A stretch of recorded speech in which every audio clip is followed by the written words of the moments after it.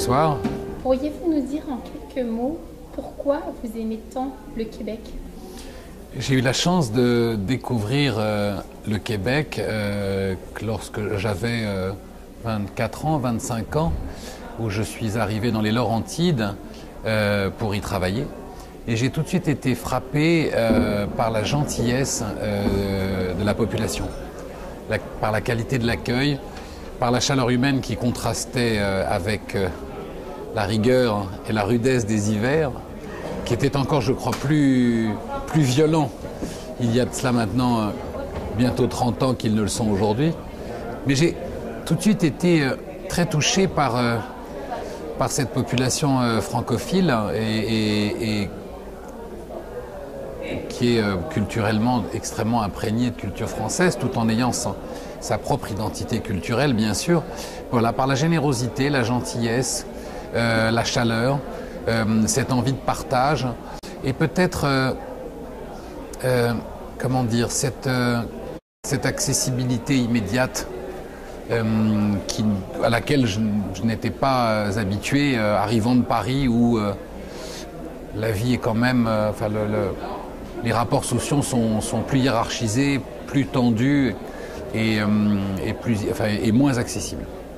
Le Québec ne se limite pas aux villes de Montréal et de Québec.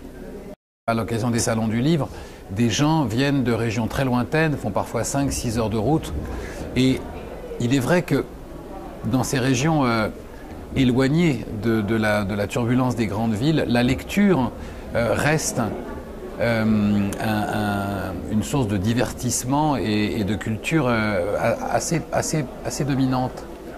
Et je crois que, par exemple, dans un salon comme le Salon du Livre de Québec, on rencontre des lecteurs qui sont vraiment passionnés de lecture, c'est-à-dire qui ont un amour du livre, un amour de l'objet, des gens qui...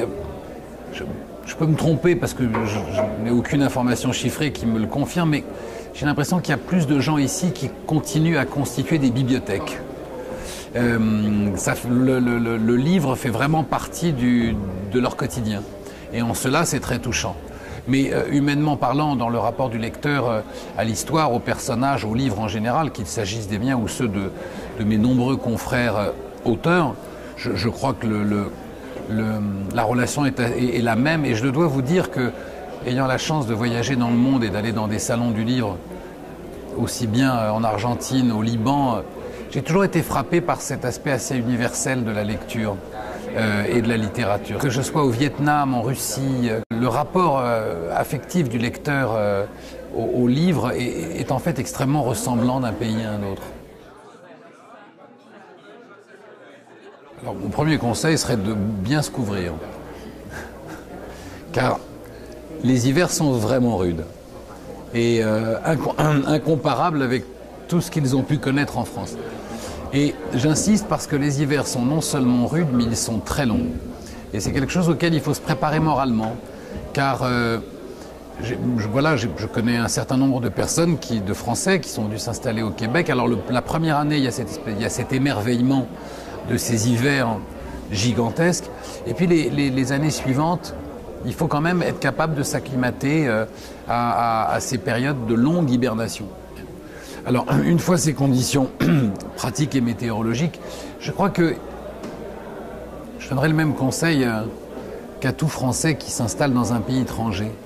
Il faut y arriver le cœur et l'esprit ouverts. Il faut s'y installer avec beaucoup d'humilité, en étant gardien de son identité culturelle, mais en restant extrêmement à l'écoute de l'identité culturelle du pays qui vous accueille. De ne porter aucun jugement et de passer de longs mois à essayer de comprendre avant d'essayer de se forger une idée. C'est très important lorsque l'on s'installe dans un pays, de rester très à l'écoute de la diversité culturelle, de l'histoire des gens, de leur régionalité, si je peux me permettre l'expression. Imaginez, en fait, il suffit un petit peu d'inverser la chose. Imaginez un étranger qui vient s'installer en France, la diversité culturelle à laquelle il serait confronté entre son arrivée en Corse, son arrivée en Bretagne, son arrivée dans le Périgord, son arrivée en Alsace. Les gens font partie d'un même pays, mais ils ont des modes de conversation, des modes de vie, des modes de culture différents. Donc, pour sortir des généralités, d'abord il faut savoir dans quelle région